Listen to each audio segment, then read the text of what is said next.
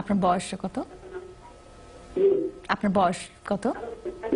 পায়ে পায়ে ফুলে যায়, পাও দুই সাইডে অল্প অল্প ফুলে যায়, আর মাঝে মাঝে মাঝে মাঝে ঘাড়ও ব্যথা করে, আর বুকের দিক দিয়ে ধরপড় করে মাঝে মধ্যে, ডান দিকে আর বাঁ দিকে খুব পেন হয় বুকের উপরে। আচ্ছা, আর আপনার ডায়াবেটিস অথবা হাই ব্লাড প্রেশার নাই তো?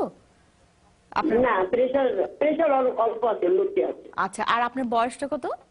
বয়স 56। আচ্ছা, ঠিক আছে, ধন্যবাদ আপনার প্রশ্নের জন্য। আচ্ছা, আপনি যেটা বললেন যে এটা এখন পায়ে যে ফুলে যাওয়ার ব্যাপারটা, এটা কখনো আমি জানি না আপনি কোনো ওষুধ খাচ্ছেন কিনা। এটা কিছু কিছু ওষুধের সাইড এফেক্ট হিসেবে থাকতে পারে। একটা ওই ব্লাড প্রেশারের পেশেন্টের অ্যামলোডিপিন, সেখান থেকে একটা সোয়েলিং হতে পারে, অথবা কোনো জয়েন্ট ডিজিজ এগুলি হতে পারে, অথবা অনেক সময় হার্ট ফেইলিওরের দিকে যায়, তখন পা ফুলে যেতে পারে। আরেকটা সিমটম আপনি যেটা বললেন, এই যে পায়ে ব্যথা, গায়ে ব্যথা, এটা আমি ঠিক মোস্ট লাইকলি আপনার যেই মহিলাদের যে আপনার মাসিক বন্ধ হয়ে যাওয়ার পর যেটা পোস্টমেনোপজাল সিনড্রোম যেটা থাকে, সেই ক্ষেত্রে এরকম হতে পারে। এটা খুব কমন এই প্রবলেমগুলো।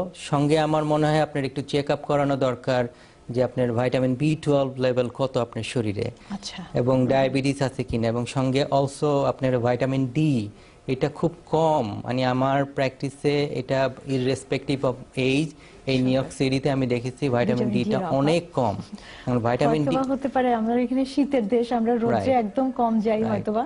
ভাইটামিন ডি এর মেইন সোর্স হলো সানলাইট। এখন নিউ ইয়র্ক সিটিতে বা এই শীত প্রধান দেশে আমরা খুব কমই বাইরে যাচ্ছি, এবং যখন যাই অনেক কিছু কভার করে সেক্ষেত্রে। এবং অনেক সময় অনেকে আমরা দুধ খাইতে পারি না, মানে অনেকে দুধ খাওয়াটা তাদের হজম করতে পারে না।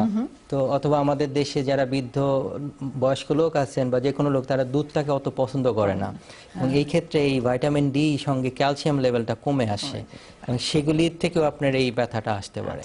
ডক্টর মামুন, আমাদের যেতে হচ্ছে একটা ছোট বিরতিতে। দর্শক, আমরা বিরতি